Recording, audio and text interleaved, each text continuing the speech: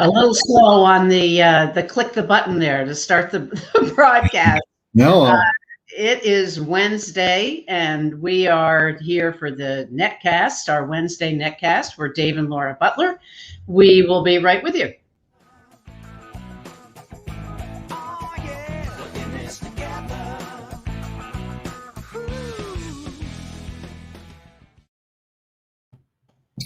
As we say, we are in this together all the time.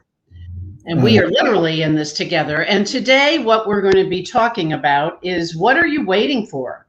What are some of the issues that come up when we look at a wait and see attitude? If we do continually a wait and see attitude, we have to be careful, because that could turn into procrastination, which then kicks in all the self-doubt and all the questions, and we don't move the needle at all. So we are Dave and Laura Butler of WorkLife Consulting, and we have been doing this for 30 years, and we've seen a lot of procrastination and wait over the years. So we provide customized online coaching programs that help individuals, teams, leaders, and organizations achieve greater fulfillment in their lives. Our services have been tailored to fit your unique needs and include individual coaching, virtual workshops, and keynote content. So today's topic, a wait and see attitude may turn into procrastination and doubt, has really come up because of, what would you say, the uncertainty? I think it's always it's an issue that everybody faces, but I think because of COVID in this last year and a half, it started out with everybody waiting to see what was going to happen, and then stuff got worse, and we waited until things got better, and then as things started to get better, we waited to make sure that they were better, and now we're still waiting to make sure that they're better. I don't know. It's time to just get moving, I think. Yeah. Well, Yeah, and I think what I liked about, this was our Tuesday tip topic, and so what we're doing is carrying over the Tuesday tips that we send out via email, and have a live discussion about this every Wednesday, because what's happening is, if we're sitting around and waiting for the wait and see, with the fast pace of change today, is what we said, it was at epidemic levels. Then that's when the procrastination and doubt can really kick in. Yeah, because those things are changing. You keep getting more excuses to wait.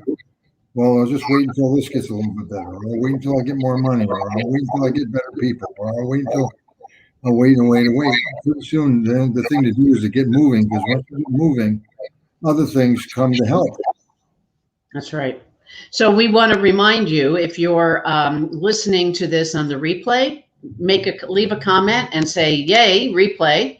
If you're listening live today, please send in some comments, and we will follow along or ask any questions that you may have.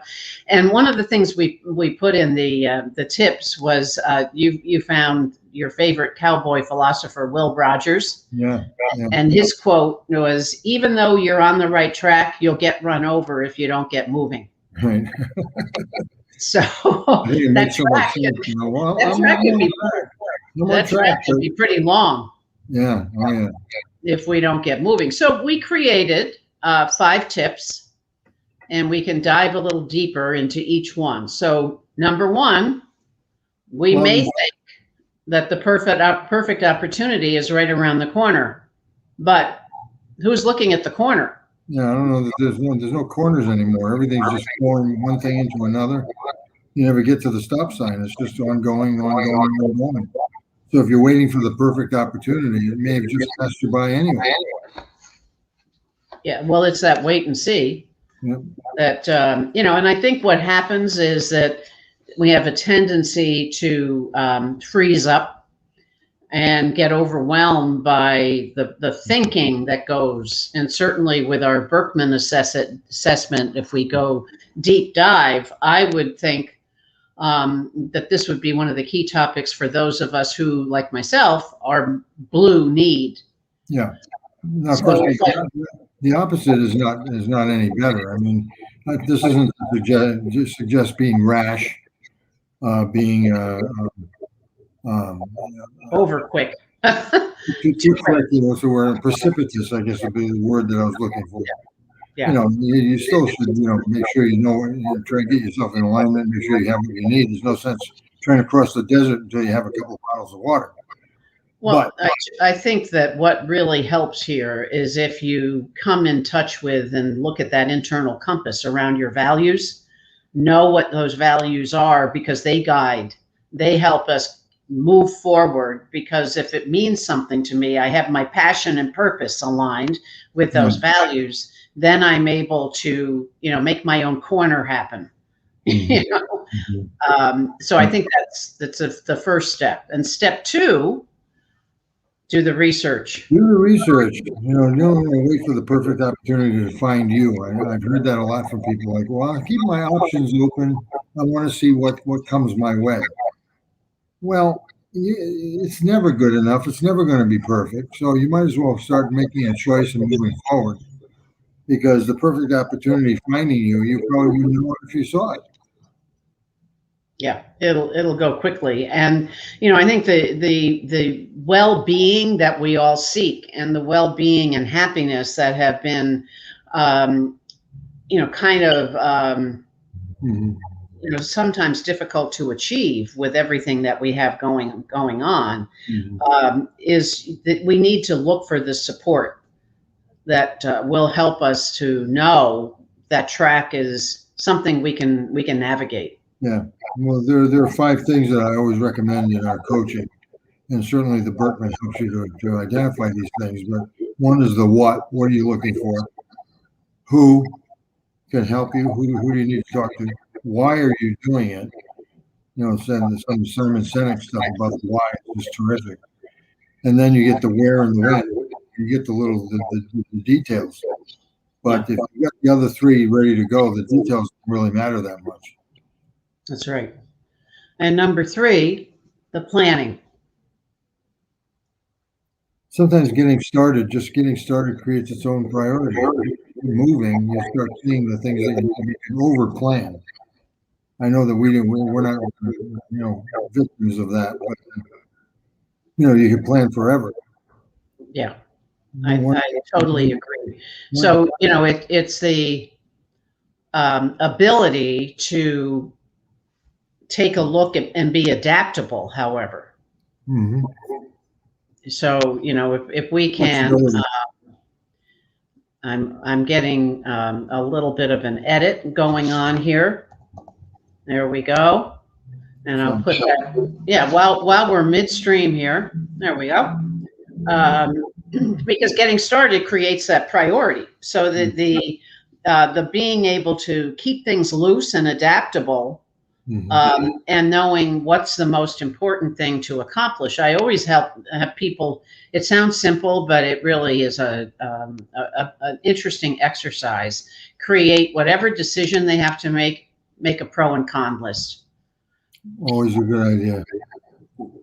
Because you can get lost in the thinking of it all. Well, you can't tell what's going to change between now and tomorrow. Yeah. It changes so quickly. All the greatest plans don't add up to anything. So there's a change. So you need to have loose, open, flexible plans to adapt to whatever's going to happen. Absolutely. And then that requires my favorite. Rehearse. The old adage, how do you get to play at Carnegie Hall? Rehearse. Practice. Yeah, you need to work on it. You need to work on it. So what do we mean by rehearsal? Well, you can have little bits of the plan. You could try doing stuff in smaller pieces rather than trying to do everything all at once. But if you just get moving, you can start. Just the moving itself is a rehearsal. Mm-hmm. And they have different levels. I had to do a recording today of something for an organization, and just by familiarizing myself with the script was enough of a rehearsal for me. And one take, and it was done. Yeah, and you read it over a couple of times, and we talked about it. So you felt comfortable. But then Yep. once you show up, you just give it your all and go for it. Just go for it. And then I love this one too. Be curious but committed, focused but flexible. It's what I call an explorer mindset. Mm-hmm. I'm not sure what we're going to run into, but we've planned and packed as well as we can, and here we are exploring some unknown territory. I need to be able to move left or right. I mean, there are books upon books upon books written about the great explorers and how they got to where they got to. Sometimes just by a thread. Right. Well, it also creates that opportunity that maybe we haven't thought about. So it ties in nicely with what we call the learning organization. So rather, be a learner, not a judger. Mm-hmm. Decide this is something that I'm open to and I can learn more about. And, I think too, today with everything being so uncertain and unknown, which isn't necessarily a bad thing. We're creating as we go in a lot of situations and a lot of circumstances. So it has to be prioritized.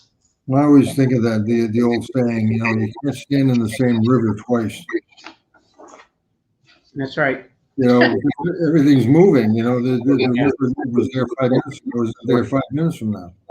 Yeah, exactly. But you have to take the opportunity. Mm-hmm. So we want to remind people, if you're listening on the recording, please let us know, leave a comment. In addition, if you'd like to find out more information, please feel free to check out our website for additional information. And you can also schedule a time to meet with one of us, a complimentary call, and maybe take a look at what are some of the situations that you may be experiencing in your life that you're waiting on. And so what are you waiting for? Yeah. Schedule that time. Any closing thoughts, Dave? Probably seize the day, I guess, sort of the carpe diem idea. Mm-hmm. The time flies. Don't waste too much of it because, sooner or later you got to take the opportunities that are presented to you. Absolutely. Seize the moment. Carpe diem. So thanks everybody for paying attention and listening. Let us know what other topics you'd like to hear. And we look forward to seeing you next week. Thanks for joining us.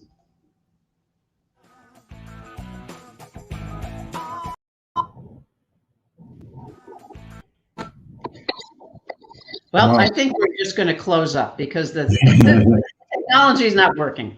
So thanks, everybody. Good to see you.